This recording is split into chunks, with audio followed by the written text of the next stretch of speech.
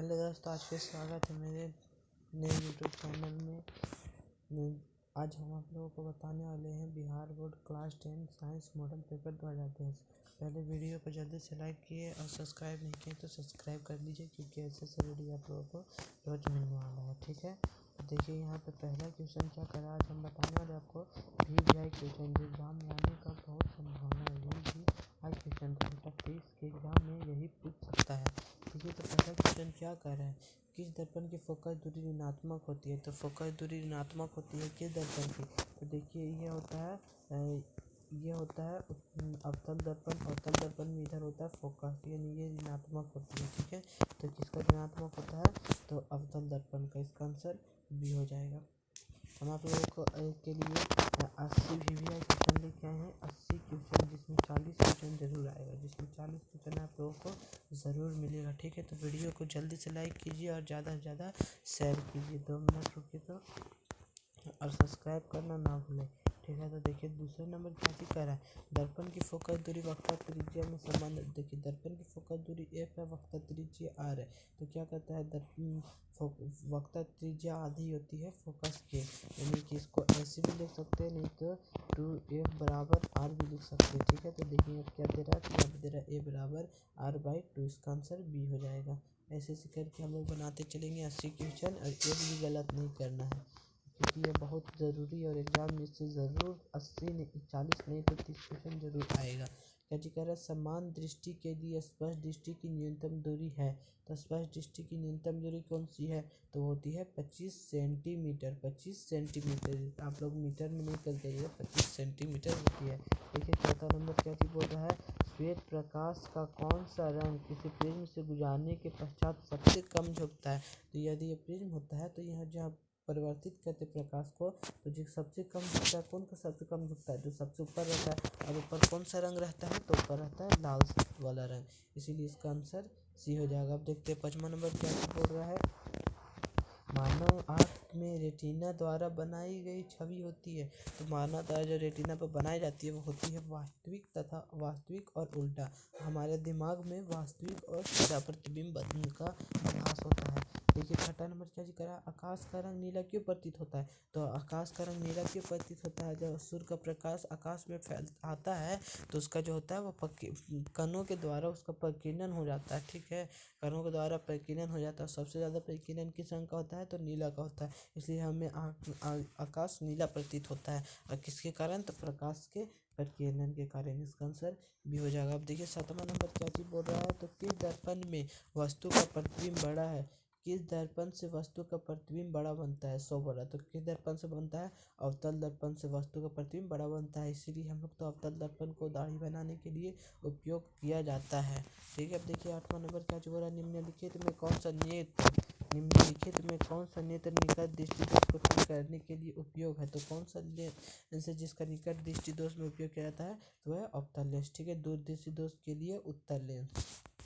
अब देखते हैं 9वां क्वेश्चन क्या बोल रहा है, निम्नलिखित में से कौन उपकरण विद्युत धारा की उपस्थिति दर्शाता है। तो देखिए विद्युत धारा की उपस्थिति जो दर्शाएगा वो दर्शाएगा गैल्वेनोमीटर। इसका आंसर ए हो जाएगा।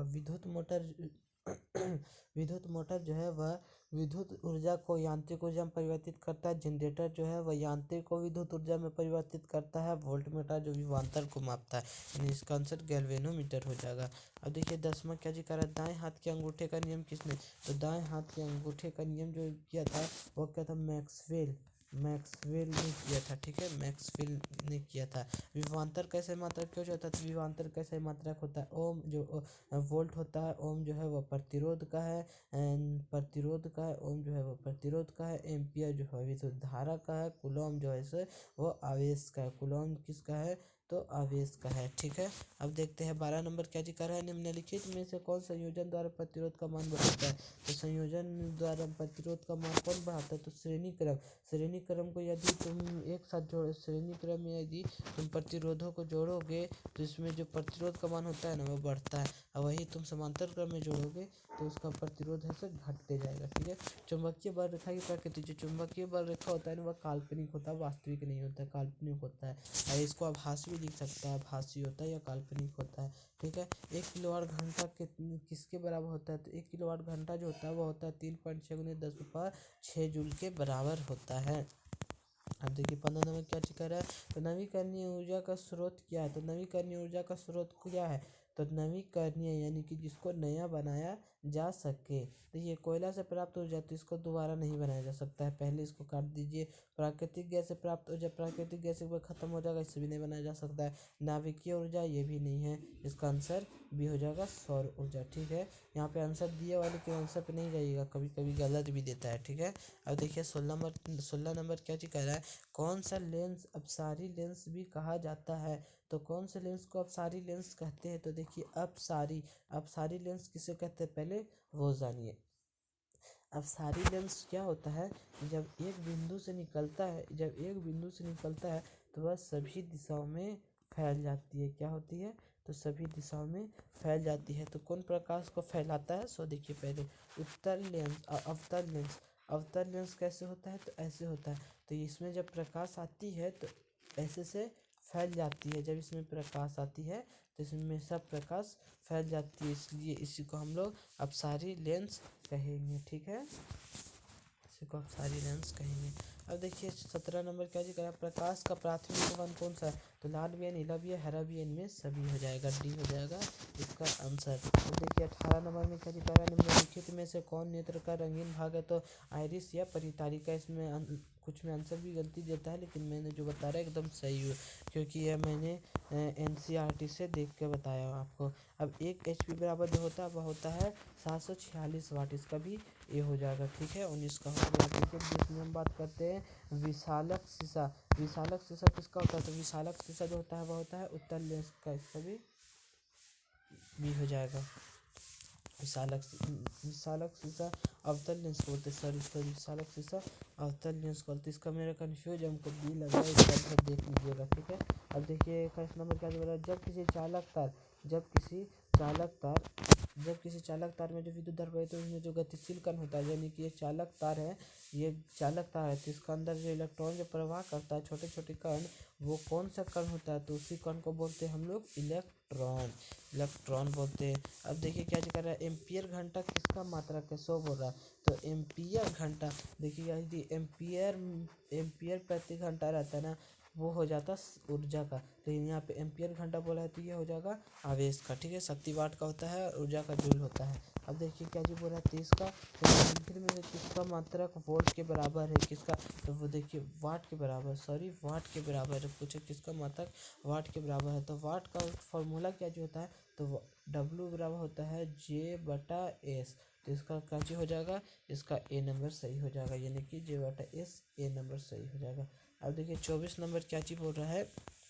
विद्युत धारा का मात्रक एम्पियर मैंने ऊपर में बता दिया था। जो वोल्ट होता है विभवांतर का होता है, ओम प्रतिरोध का होता है, वाट जो होता है वह शक्ति का होता है। ठीक है, अब देखते हैं 25 नंबर क्या जिक्र है? ग्लोबल वार्मिंग के लिए उत्तरदायी गैस है। तो ग्लोबल वार्मिंग के लिए जो उत्तरदायी गैस है वह है कार्बन डाइऑक्साइड। NH3 नहीं मार के आइएगा, कार्बन डाइऑक्साइड हो जाएगा, इसका सी हो जाएगा आंसर। और शरीर में भोजन का पाचन किस प्रकार का भी कह देखिए, जब शरीर में भोजन होता है तो उसमें ऑक्सीजन को ग्रहण किया जाता है, इसलिए यह उपचयन अभिक्रिया हो जाएगा, इसका आंसर ए हो जाएगा। ठीक है, अब देखिए 27 नंबर क्या चीज बोल रहा है? कली चूना जब जल में डाला जाता है तब क्या होता है? तो जब काली चूना को जल में डाला जाता है तो उससे ऊष्मा उत्पन्न होता है, इसीलिए इसे ऊष्मक्षेपी अभिक्रिया कहा जाता है, ना कि ऊष्मशोषी। ठीक है, ये आंसर मार के आइएगा आप लोग। अब देखिए इसमें क्या चीज कह रहा है? 28 नंबर निम्नलिखित में से कौन सबसे अधिक गहरे से कण है? देखिए अधिक गहरे से समूह पहचानने का मतलब एक ट्रिक बताते हैं, एक ट्रिक होता है। इसका क्या ट्रिक होता है सभी हम बताते हैं। देखिए होता है केदारनाथ का माली आलू जरा सड़ा फीकी पकाता है। ठीक है, अभी हम आप लोगों को देखिए बताते हैं। केदारनाथ का माली का सी ये होता है, सॉरी का केदारनाथ का माली आलू जरा फीकी सड़ी पकाता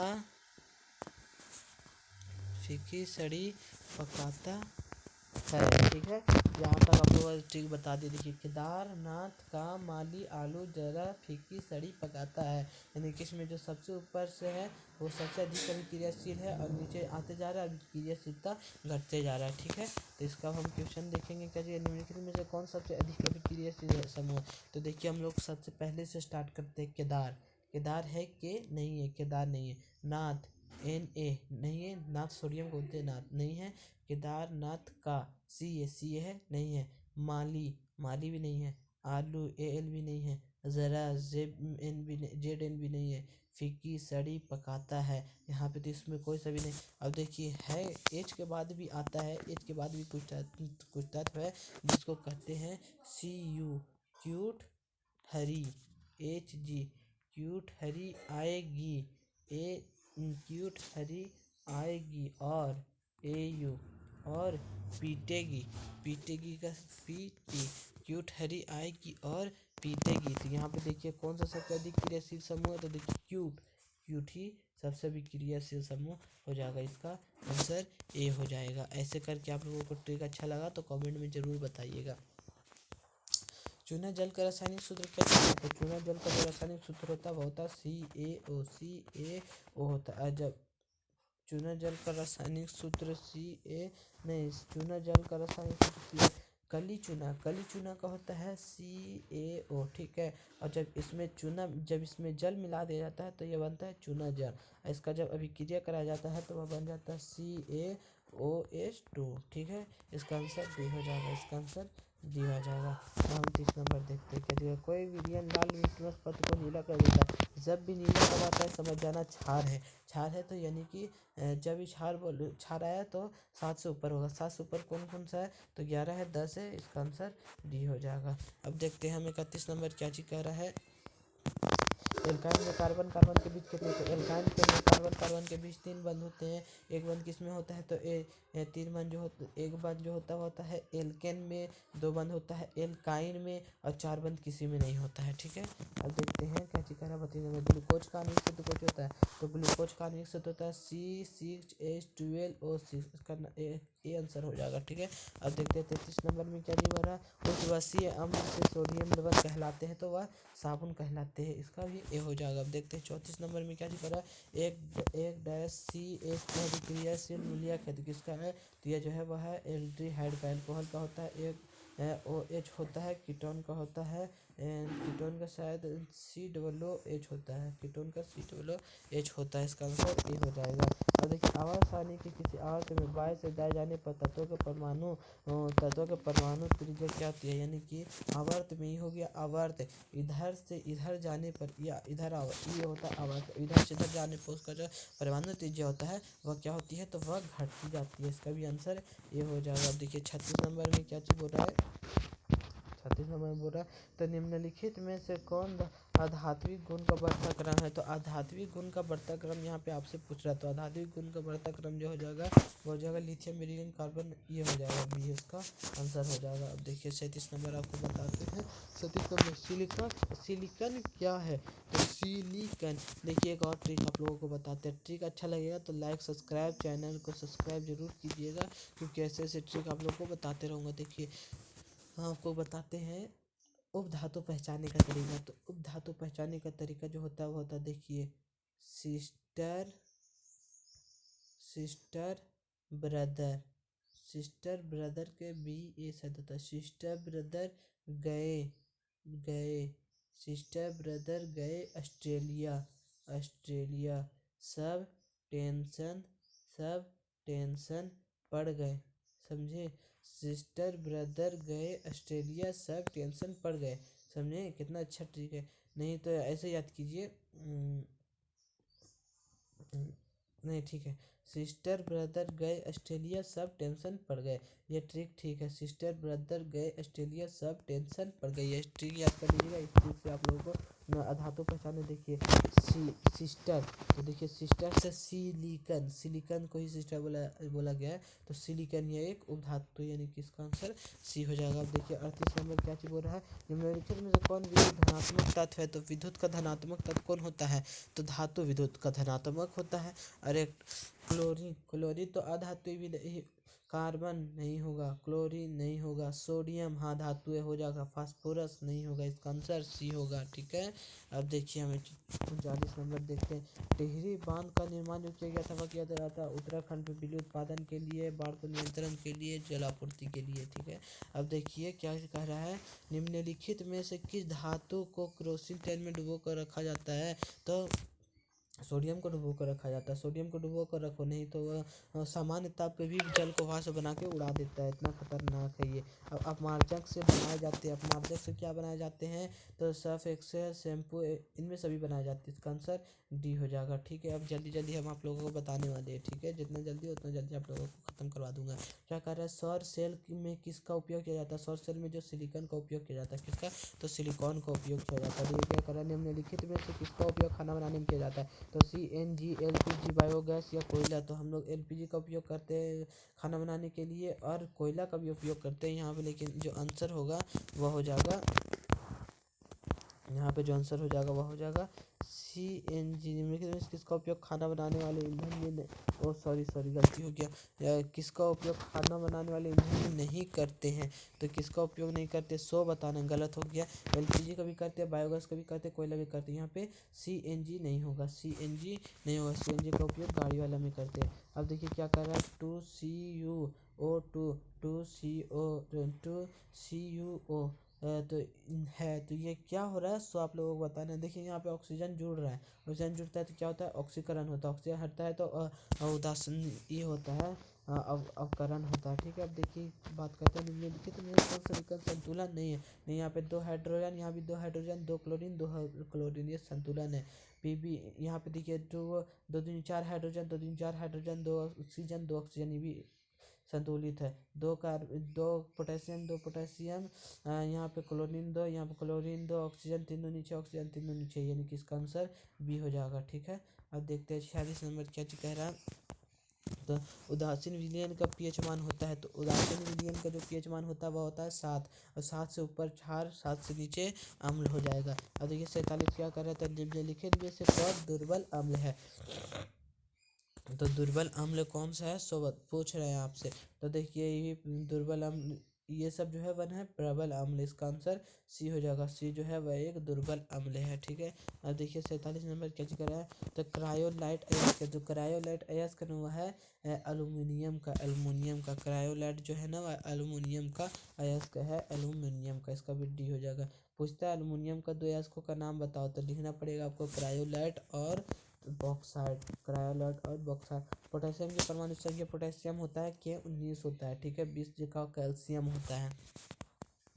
अब देखिए 50 नंबर क्वेश्चन क्या जिक्र है, फॉर्मिक अम्ल का IUPAC नेम है। तो फॉर्मिक अम्ल का IUPAC नेम क्या चीज होता है, देखिए एम क्या का, मेथेनोइक अम्ल, बी में प्रोपनोइक अम्ल, सी में एथेनोइक अम्ल, डी में इनमें से कोई नहीं। तो देखिए इसका जो आंसर होगा आप लोग कमेंट करके बता दीजिएगा। ठीक है, इसका आंसर आप लोगों के लिए मैंने छोड़ दिया है, इससे आप लोग कमेंट करके बताइएगा। आज के लिए मैं आप लोगों को 85 क्वेश्चन बताने वाले, सॉरी 80 क्वेश्चन बोलने के लिए, क्योंकि 80 क्वेश्चन नहीं है। ठीक है, इसीलिए 85 क्वेश्चन है। और 50 क्वेश्चन में एकदम विश्वास के साथ बोल सकता हूँ कि एग्जाम में 20 क्वेश्चन एकदम पूछेगा, एकदम कंठस्थ 20 क्वेश्चन उसको पूछना ही पूछना है। इसलिए आप लोग मेरे चैनल को सब्सक्राइब कीजिए, लाइक कीजिए, और मेरे चैनल पर लगातार बने रहिए। डेली आप लोगों को कम से कम 2-3 वीडियो मेरे चैनल पे आपको मिलेगा। ठीक है, आप मेरे चैनल को लाइक करना नहीं भूलिएगा, और सब्सक्राइब ज़रूर कीजिएगा। ठीक है, गुड बाय।